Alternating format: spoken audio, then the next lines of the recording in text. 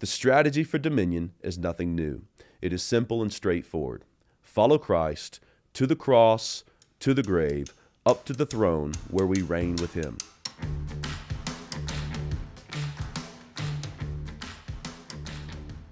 There's an old Puritan prayer that says, "Let me learn by paradox that the way down is the way up." This is a flat biblical truth. And once you see the down-up pattern, or the death and resurrection pattern, you see it all over the place. Joseph went down to the pit, further down to the prison, and then up to the palace. We speak of our Lord in his humiliation and his exaltation, and we must follow him down into the valley if we would come up with him on the mount. Quote, "It is a faithful saying, for if we be dead with him, we shall also live with him. If we suffer, we shall also reign with him." 2 Timothy chapter 2, verse 11 and 12. There is the pattern, the strategy for dominion. If we suffer with him, we shall also reign with him. The way down really is the way up. This very pattern appears in 1 Samuel chapter 14. The text, a summary. Jonathan the son of Saul shows his great courage in this passage. He had an armor-bearer, and he tells him to come with him over to the garrison of the Philistines. Interestingly, he does not tell his father Saul, who remained at Gibeah with 600 men. Verse 2. Now we were told in the last chapter that Jonathan was with his father at Gibeah, and the Philistine garrison was to the north of them in Michmash. As Jonathan headed north, he had to cross a gorge, which meant he had to scale down one crag and climb up another. And all of that before taking on the Philistines with only his armor-bearer. It was no surprise attack.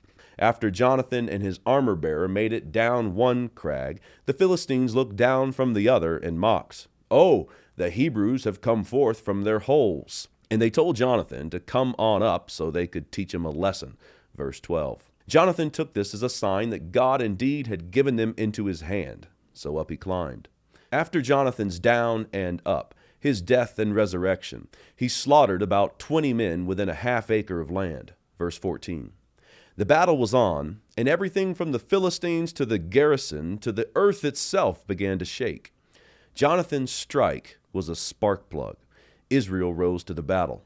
The word of the Philistines actually proved true, as those who had hid themselves came forth to do battle. Even the Israelites who had sided with the Philistines repented and joined Israel. Verse 21. But the men of Israel were still distressed because King Saul, amid his son's great victory, made a rash oath. He declared that any man who ate before evening would be cursed. He did this in an effort to be avenged on his enemies. And here he shows himself to be a king like the nations. Jonathan, however, didn't hear his father's oath, and he transgressed it by eating honey. When Jonathan did hear about it, he saw the folly in it. Jonathan knew the victory would have been far greater had the men been enlivened by food. Saul wanted to pursue the Philistines, but God forbid him doing so.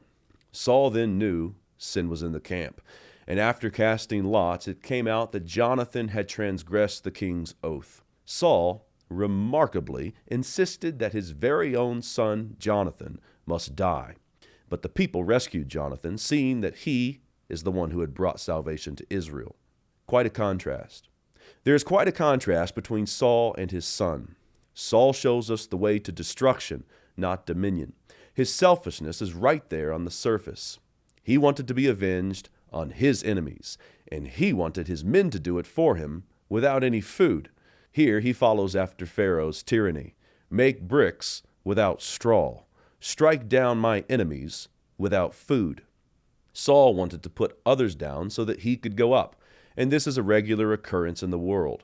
Someone wants to scale a particular hierarchy, and he uses others to do so.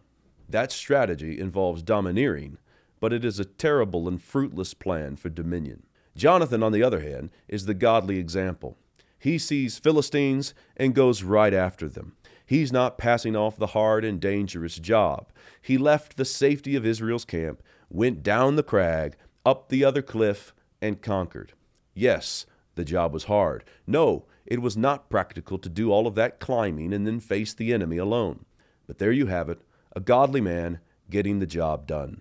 In this, he is an example to us of what Christ has done.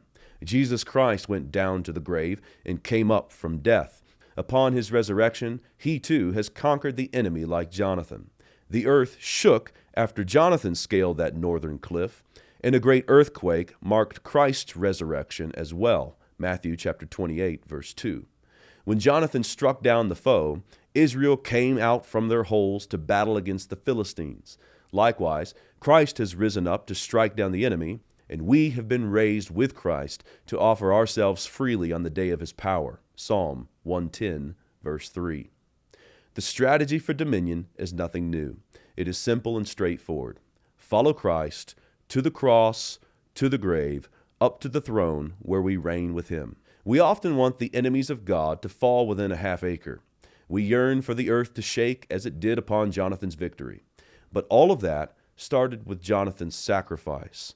All of it started by him going down. If we suffer with him, we shall also reign with him. So, onward to the grave.